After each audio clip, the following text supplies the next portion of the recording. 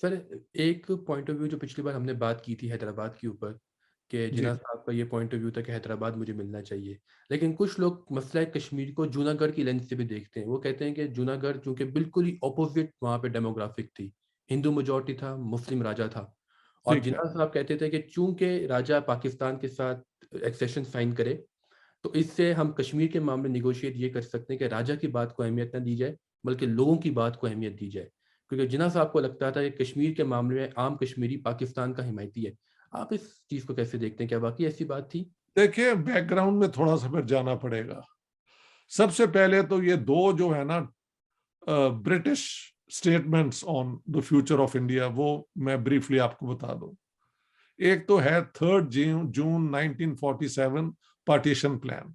या the partition plan applied only to the directly administered British territories, यानी British provinces, जिन्हें आप states भी कह सकते हैं। पंजाब हो गया, गुजरात हो गया, सिंध हो गया, बंगाल, यूपी हो गया, सीपी हो गया, Bengal, Madras. Okay, it did not apply to the princely state. 565 princely states, बल्कि 3 जून पार्टीशन प्लान में कहा गया दैट ब्रिटिश पैरामाउंसी है सुजरेनिटी, यानी ट्रीटी ऑब्लिगेशंस जो एम्परर की हैं with the local rulers, princely rulers, do not you know are not transferred to either India or Pakistan, which meant what? Okay, the princely states can, if they want, remain independent. They may want to join the Indian Union, क्योंकि कांग्रेस ने ये कहना शुरू कर दिया था कि हमने प्रिंसली स्टेट्स की आजादी को नहीं मानना। Okay. We would merge them, ताकि जो हम एक वो क्या कहते हैं, अपनी एक यूनियन डेमोक्रेटिक इंडिया बनाना चाहते हैं, वन मैन वन वोट, वो सब तो अप्लाई हो। अगर प्रिंसली स्टेट्स को उसमें बाहर रखा जाए तो वहां पे तो इलेक्शन वो रूलर करवाए ना करवाए, जो भी चाहे वो खुद ही कर सकता है। ठीक है। बिल्कुल। तो already the Congress position was that in a free India princely states will have to merge with what is India. बाद में जब इंडिया की पार्टीशन हो गई तो इंडियन पोजीशन ये रही कि जो states with in Indian territory हैं उन पे उन्होंने प्रेशर डाला, अगर वो रिलक्टेंट भी थे, to merge with India, accession bill sign करें। एक्सेशन बिल कहते हैं उसे। ओके। Instrument of accession. हाँ, इंस्ट्रूमेंट ऑफ एक्सेशन। एक्सेशन कहते हैं। उन पे उन्होंने जोर डाला। जो स्टेट्स पाकिस्तान टेरिटरी में आई उन पे उन्होंने जोर नहीं दिया। उनमें एक केस, दो केस हैं। कलात ने 11 अगस्त 1946 को अपनी इंडिपेंडेंस डिक्लेयर कर दी थी। 47 को। 47 को 11 अगस्त 1947, पाकिस्तान की आजादी से 3-4 दिन पहले कलात ने डिक्लेयर कर दिया था, we are an independent state and Pakistan had recognized it. ये भी कहना साथ साथ है, Pakistan recognized Kalat's declaration of independence. ठीक है। ठीक है। हाँ।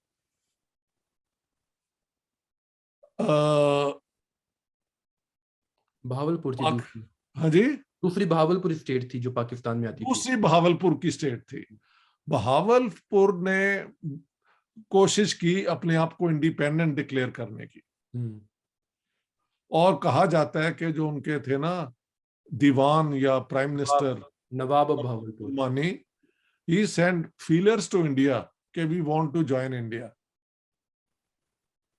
but the Indian government did not encourage, क्योंकि जो था भावलपुर था तो बॉर्डर पे, इंडिया से बॉर्डर मिलता था, लेकिन उसकी सारी टेरिटरीज वेस्ट पाकिस्तान के पंजाब में आती थी।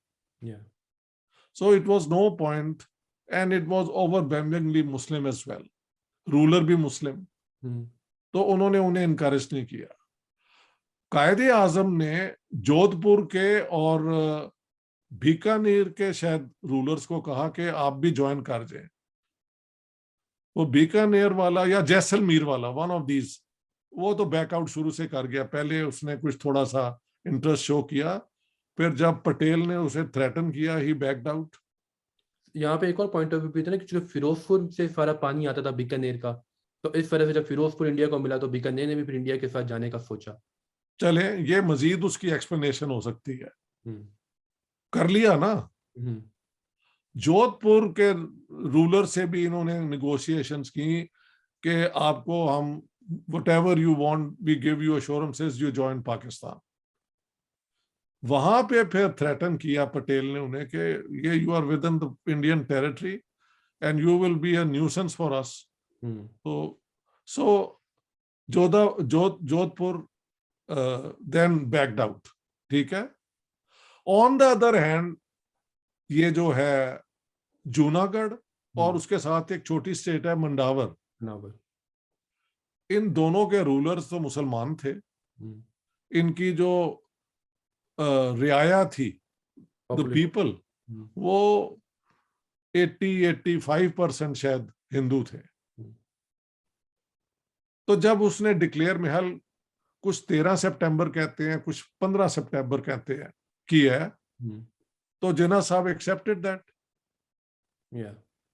जिस पे हैदराबाद अपना Patel and the Indian government resented, and for 1 month they waited के पाकिस्तान गवर्नमेंट इसको विड्रॉ कर ले अपने इस डिसीजन को। But Jinnah would not once take, he took a position, he never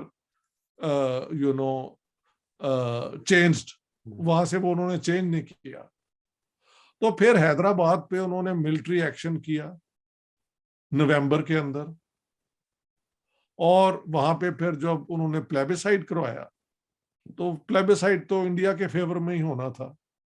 कहते हैं सिर्फ 91%, सिर्फ मैं कहते हैं कि 91 लोगों ने वोट दिया था पाकिस्तान के हक में, लिए बाकी सारे इंडिया के। बिल्कुल इतने ही देंगे, क्योंकि सारा वो अगर आ भी जाता तो कैसे एडमिनिस्टर आप करते। बिल्कुल, it was a foolish thing to do. अब इसको हम कश्मीर पे ले आते हैं, क्योंकि ये सितंबर में हो रहा है, ये हो रहा है। इंडिया में क्या, कश्मीर पे क्या हो रहा था? Let me put you in the इसकी बैकग्राउंड में। 1920s 30s में महाराजा ऑफ कश्मीर के खिलाफ, देखें महाराजा जो है ना कश्मीर, उसको 1946 में महल 75 लाख या 5.5 lakh, I don't know, figure आप चाप कर ले, रुपीस पे अंग्रेजों ने ये बेच दिया था to Kashmir, to the Dogra ruler of Jammu. हुआ ये था कि महाराजा, इससे पहले यहां पे रूलर थे सिख कश्मीर के अंदर। व्हेन रंजीत सिंह डाइड, तो उसके बाद सिखों के अंदर झगड़ा शुरू हो गया, हु विल रूल। तो वो झगड़ा चलता रहा। 1846 में ये अंग्रेजों ने गालिबन, मुझे लगता है, ये बेच दिया to the ruler of Jammu. अब Jammu and Kashmir state before the partition was 66% Muslim, sorry 78% Muslim. 95 to 98% Muslims in the Kashmir Valley, और जम्मू के अंदर 66% मुस्लिम होते थे। ये थी बैकग्राउंड। मगर रूलर इस स्टेट का एक हिंदू था, डोगरा। उसके खिलाफ 1930s में पहली मूवमेंट मुसलमानों की हुई, और उस एजिटेशन में मेरे वाले साहब ने भी हिस्सा लिया था। ही गॉट अरेस्टेड, एंड उनको बाद में गाजी का खिताब भी मिला उस दौर में, बिकॉज उन्होंने माफी मुफी नहीं मांगी। He was a very young man at that time. He was born 1913, तो 31-32 में क्या उम्र होगी। हाँ। सो ये लोग पंजाब से गए थे कश्मीर को आजाद कराने के लिए। बट गॉट अरेस्टेड रावलपिंडी में। खैर वो एक और स्टोरी है। So that is the beginning of the Muslim resentment against the Dogra rulers. लेकिन बात ये थी कि मुस्लिम लीग और कांग्रेस के जो दो प्रोग्राम थे, कश्मीरी लीडरशिप दो किस्म की थी। Sheikh Abdullah was the founder originally of the Muslim Conference, और Sheikh Abdullah was from the Kashmir Valley. Yes. Jammu से थे चौधरी गुलाम अब्बास, ये दोनों एक साथ थे। लेकिन जब लगा कि अब पार्टीशन हो रही है, तो क्योंकि प्रिंसली स्टेट्स का तो future was left to the ruler ना, the partition of India did not apply to Kashmir or to any other state. Yes. तो वहां पे फिर कांग्रेस ने अपनी कोशिश की कि कश्मीरी लीडर्स को अपने साथ ले आए, और मुस्लिम लीग ने कोशिश की, बल्कि मुस्लिम लीग ने कोई इतना इंटरेस्ट नहीं दिखाया। कांग्रेस वाज वेरी एक्टिव कि वहां पे। So Jawaharlal Nehru and Sheikh Abdullah developed an understanding जो कि बेस्ड थी ऑन सोशलिस्ट आइडियाज, कि क्योंकि लैंडलॉर्ड ज्यादातर हिंदू डोगरे थे, तो अगर कांग्रेस जो कि सोशलिस्ट नेहरूवियन प्रोग्राम था, Sheikh Abdullah was attracted to it. Chaudhry Ghulam Abbas on the other hand was attracted to the Muslim League. ठीक है। 1944, 45, 46 में ये खासी जब मूवमेंट चली, तो 46 में उन्होंने महाराजा कश्मीर ने शेख अब्दुल्ला को अरेस्ट कर लिया, because he was leading the agitation. He wanted Kashmir to be part of secular socialist India, जो कि नेहरू का ख्याल था कि नेहरू से इंडिया इस तरह बनेगा और कश्मीर के अंदर लैंडलॉर्डिज्म खत्म होगी। तो उसका क्लास बेसिस भी एक था। ठीक है। अब होता ये है कि Jawaharlal Nehru then enters Kashmir and is arrested for coming to Kashmir in support of Sheikh Abdullah, कि उसको रिलीज किया जाए। बाद में नेहरू साहब खुद भी उसे जेल में डलवा देते हैं अपनी हुकूमत के अंदर। हाँ जी। अभी हुकूमत तो नहीं थी मिली, दिस इज 46, अभी 46 है। Yes. ही वॉज अरेस्टेड, उससे ज्यादा उनके रिलेशन क्लोज हो गए होंगे। ठीक है। अब होता ये है कि सेकेंड वर्ल्ड वॉर हो जाती है खत्म, तो millions of British Indian army के जो सोल्जर्स थे, दे वर डीमोबिलाइज्ड, उन्हें घर भेज दिया गया। पंजाब में भी वो आ गए। अच्छा, ये जो थी ना कश्मीर की आर्मी महाराजा की, उसके अंदर मुसलमान भी बहुत उसकी फौज में थे, और कुछ मुसलमान जो थे वो ब्रिटिश इंडियन आर्मी में भी थे, ये भी डीमोबिलाइज हुए। Yes. जब Sheikh Abdullah came close to Nehru, Jammu के चौधरी गुलाम अब्बास वांटेड कि कश्मीर के अंदर जो मूवमेंट चल रही है वो पाकिस्तान के हक में हो। तो पुंछ का जो इलाका है वहां पे कुछ लोग कहते हैं जून, बट डेफिनेटली अगस्त के अंदर महाराजा की आर्मी के कुछ लोग थे, उन्होंने कुछ एक्शन लिया होगा, कोई मीटिंग हो रही थी वहां पे। जो ये डीमोबिलाइज्ड मुस्लिम सोल्जर्स थे ना ब्रिटिश कश्मीर फोर्सेस के, उन्होंने हमला कर दिया वहां के हिंदुओं और सिखों पे, और कई 100 मार दिए।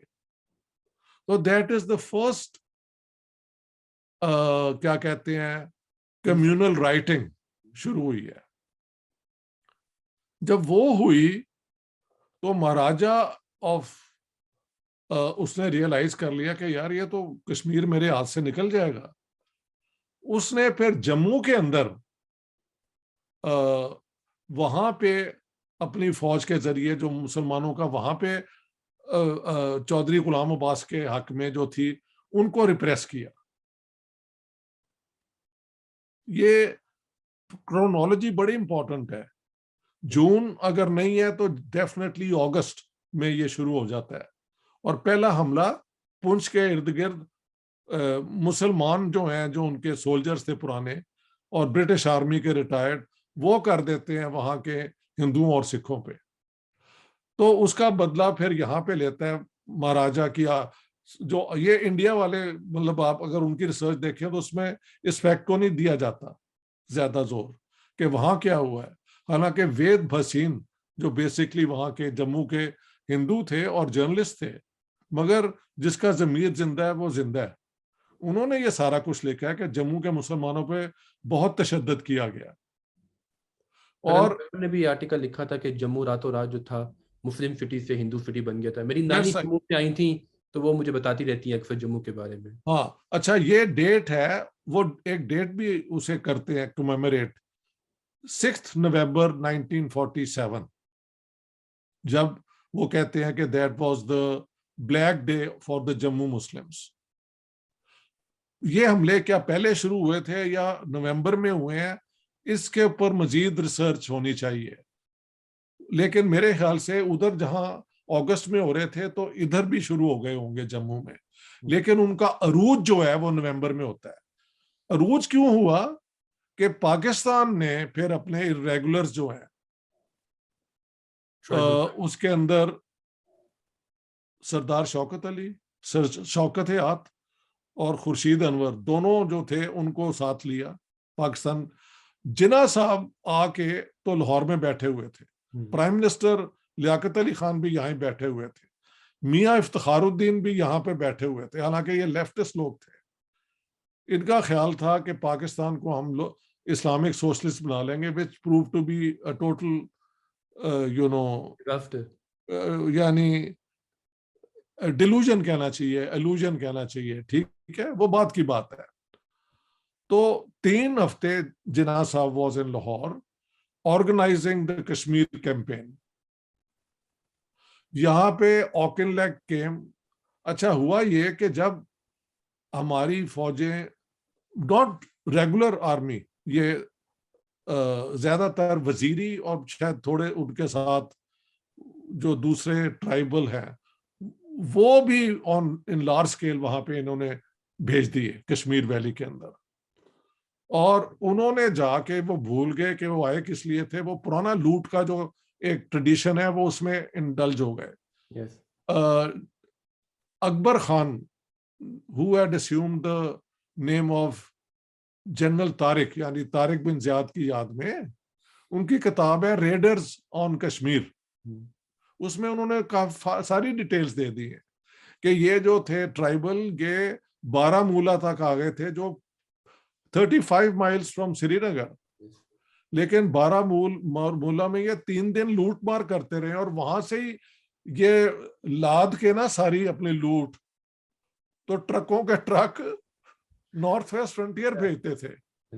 एंड इवन ही सिर्फ लूट मानी, बड़ा उन्होंने ज्यादती भी वहां पे जुल्म भी किया, कत्लेआम भी किया। इन्होंने वहां की जो सिख खूबसूरत लड़कियां थी उठा के ले गए, जो कि बाद में ब्रोथल्स में बिकी भी हैं।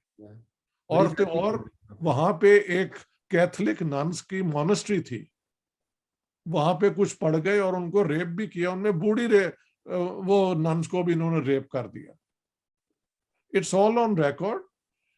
Brian Cloughley was I think an Australian और न्यूजीलैंडर, जो कि बाद में यूएन की तरफ से वो stationed on peace keeping mission, बाद में वो पाकिस्तान आर्मी का बहुत क्लोज फ्रेंड भी था, चहेता बन गया। किताब है on the Pakistan army, he mentions all that कि इन्होंने रेप भी किया, ये भी किया। ये तो इनके अपने जो प्रो पाकिस्तान सोर्सेज हैं उनकी ये स्टोरीज है। हुआ ये कि ये बारामूला में रुक गए और लूटमार करते रहे, और ये 35 मील जो जाना था वहां तक नहीं पहुंचे। तो जो महाराजा था उसको, अब महाराजा का कई स्टोरीज हैं कि ही Actually, he wanted to be independent. Why? Because he hated Nehru की socialism. जिन्ना साहब की तरफ उन्होंने फीलर भेजा तो जिन्ना साहब स्टिफ लिफ्ट, उसने कुछ ज्यादा इनको लिफ्ट नहीं कराई, क्योंकि जिन्ना साहब को किसी ने कहा होगा कि जी आप क्यों वरी कर रहे हैं, कश्मीर तो आना ही हमें है, आप हैदराबाद की तरफ और बाकी उधर अपनी जो जीनियस है उधर आप इस्तेमाल करें, Kashmir is in our pocket.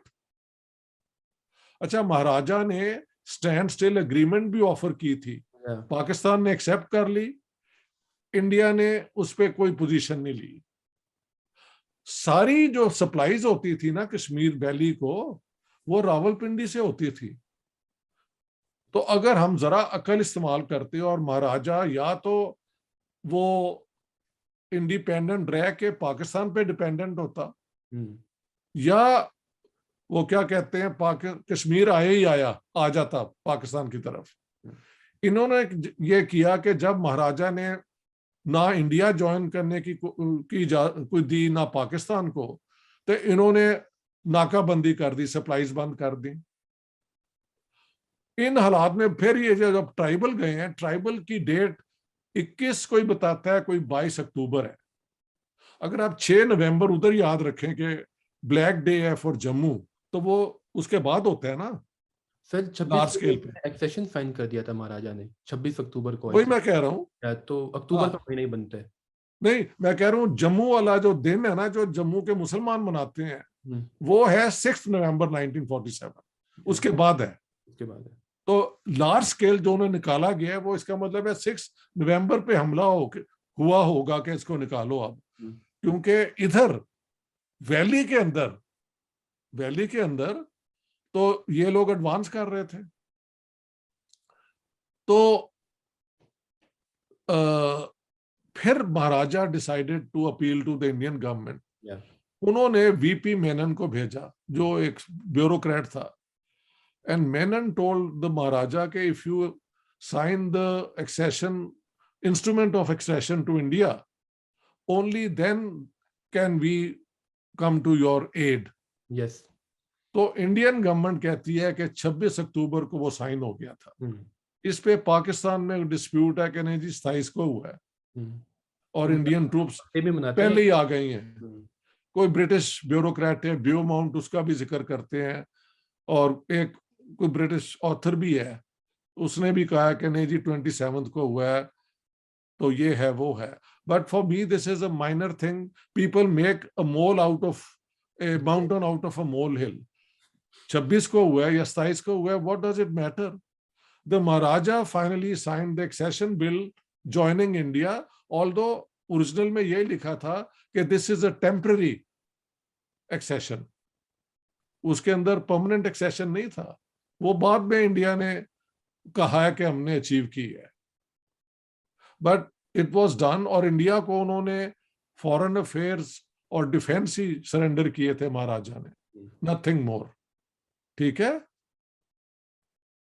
उसके बाद 27 को फिर उन्होंने बाई एयर लैंड करवाए हैं अपनी पैरा ट्रूपर्स, और जिन्होंने जाके श्रीनगर एयरपोर्ट को कैप्चर कर लिया।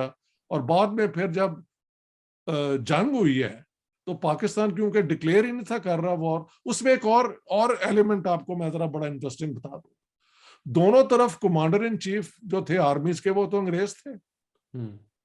ऑकिनलेक came to Lahore in October during the negotiations. Even Mountbatten came to Lahore. He also came to Lahore. ये सारी डिटेल्स की बात है। हाँ जी, जहां पे ये ऑफर भी हुई थी कि हम आपको यहाँ पे प्लेबिसाइड करा लेते हैं, जो कि Jinnah was not interested in. ठीक है। जो commander in chief of Pakistan थे, general Messervy, he was on leave in London, England. तो general Gracey was then the officiating commander in chief. जब रेगुलर्स का झगड़ा, जब ब्रिटिश अपना इंडियन ट्रूप्स आ गई, तो Quaid-e Azam ordered Gracey to send Pakistani troops to fight now as open war. Gracey referred to Auchinleck, जो supreme commander थे उस इलाके के, उसने कहा नहीं, क्योंकि इसमें ब्रिटिश ऑफिसर्स हैं and we don't want British officers fighting for India and Pakistan in a war which is not theirs.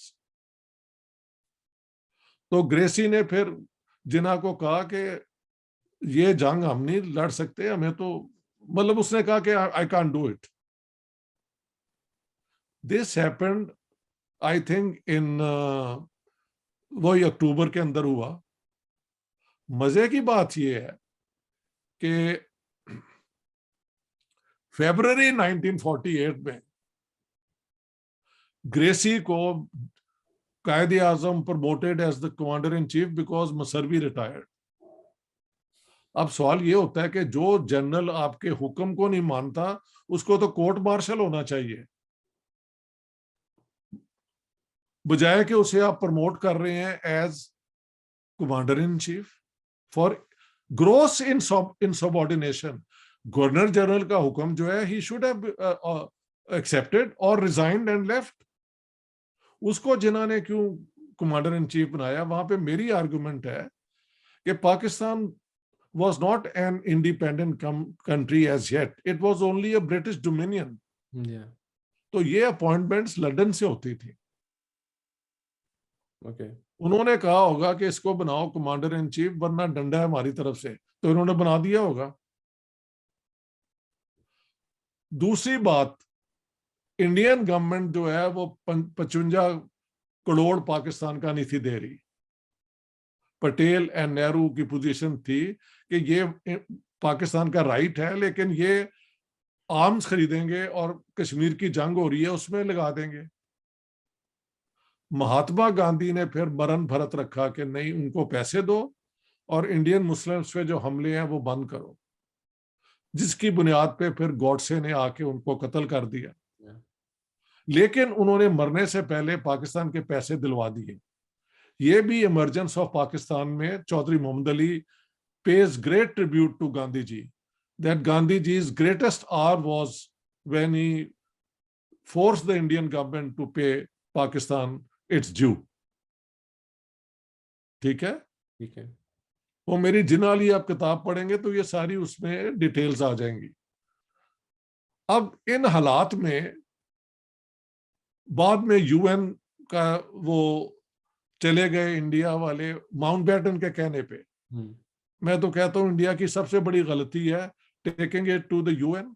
जिस तरह हमने कलात के ऊपर, कलात पे उसने डिक्लेयर कर दिया था इंडिपेंडेंस, फिर हमने उसके ऊपर प्रेशर डाला क्योंकि कलात के नीचे थी कई छोटी स्टेट्स, लसबेला, खरान, ये वो. उनके जो रूलर्स थे उनको पाकिस्तान ने कहा तुम ज्वाइन करो वरना तो हमने उड़ा देंगे तुम्हें. तो वो ज्वाइन कर गए पाकिस्तान. तो कलात अकेला रह गया. कलात वॉज रेजिस्टिंग, उसने तो इंडिपेंडेंस डिक्लेयर कर दी थी. लेकिन फिर Jinnah sahab who was in favour of princely states remaining independent forever, he then advise the Khan के तुम नहीं sign accession and join Pakistan. और फिर इन्होंने वहां पे फौजें भेजी मार्च 1948 में, जो 1 अप्रैल को कलात सिटी में भी चली गई. और क्योंकि वहां पे फिर रेजिस्टेंस हुई थी ना, Khan of Kalat under pressure उसने फिर एक्सेशन बिल शायद मार्च 1948 में साइन किया. इतनी देर नहीं किया. और उसका जो भाई था prince Abdul Karim, he took to the hills, शायद अफगानिस्तान चला गया और वहां से उसने कोई रेजिस्टेंस भी की. लेकिन पाकिस्तान आर्मी के सामने रेजिस्टेंस का क्या मायने है. तो कलात was under Pakistani control, adopt यानी was forced to join Pakistan. ठीक है. कश्मीर भी हमारे हाथ से निकल गया. अच्छा हुआ क्या, जब फरवरी में ग्रेसी को इन्होंने प्रमोट कर दिया तो तब तक पैसे मिल गए हुए थे. पाकिस्तान ने आर्म्स भी बरतानिया से खरीद ली. इंडियन बड़े शोर मचाते हैं कि ये देखो हम कह रहे थे, वही बात हुई. इन्होंने जब आर्म्स खरीदे तो उसको प्रमोट भी करवा दिया ग्रेसी को. और फिर ग्रेसी ने अप्रैल के अंदर पाकिस्तानी फौज को ओपनली कश्मीर जंग में डाला. एक और बड़ा इंटरेस्टिंग फैक्ट बता दूं, बहुत शोर मचता है सुभाष चंद्र बोस का INA और ये और वो, उसके अंदर जो इंडियन आर्मी के सोल्जर्स जापानियों ने कैप्चर किए थे ना during second world war, Burma में और सिंगापुर में, उनको कहा था कि तुम एक इंडियन आर्मी बनाओ जो कि अंग्रेजों के खिलाफ लड़े, जापानी फौज आपको सपोर्ट करेगी। लेकिन उन्होंने इन्हें कोई ज्यादा बड़े वेपन वूपन नहीं थे दिए हुए, इनको लड़ाते थे और बेतहाशा INA के जो सोल्जर्स हैं वो आखिर में अंग्रेज फौज, ब्रिटिश आर्मी, इंडियन आर्मी के साथ लड़ते लड़ते मारे भी हैं, जिसका जिक्र कहीं नहीं होता। लेकिन INA 1946 में खत्म हो गई, ठीक है। उनके जो मेन लीडर थे उनको उन्होंने कोर्ट मार्शल भी किया, जिसमें नेहरू ने फिर वो वर्दी डाल के तो कोर्ट में भी चले गए उनको डिफेंड करने के लिए। उसमें कुछ मुसलमान भी थे, हिंदू भी थे, सिख भी थे। अब वहां से जो INA का सुभाष चंद्र बोस का मिलिट्री ऑफिसर था, उसका कमांडर इन चीफ कह लें, charge, what ever you the title, उसका नाम था हबीबुर रहमान। हबीबुर रहमान वॉज फ्रॉम भिम्बर यार, ये जो है गुजरात के बॉर्डर पे, मीटिंग कश्मीर, हाँ जी। वो और मेजर कियानी, ये दोनों जो हैं, ये इस कश्मीर वॉर के अंदर जो पाकिस्तान की तरफ लड़ी गई, ये पाकिस्तान की तरफ से लड़े। तो INA के लड़के बंदे बाद में दोनों तरफ से अपनी अपनी फौज की तरफ लड़े भी हैं। ईस्ट पाकिस्तान में जब ईस्ट पंजाब के मुसलमानों पे जुल्म हुआ है, तो वहां का एक कर्नल जो था INA का, निरंजन सिंह गिल, उसने बहुत जुल्म किया वहां के मुसलमानों पे। तो मैं INA के सोल्जर्स को और ऑफिसर्स को कोई इतना ग्रेट नहीं मानता।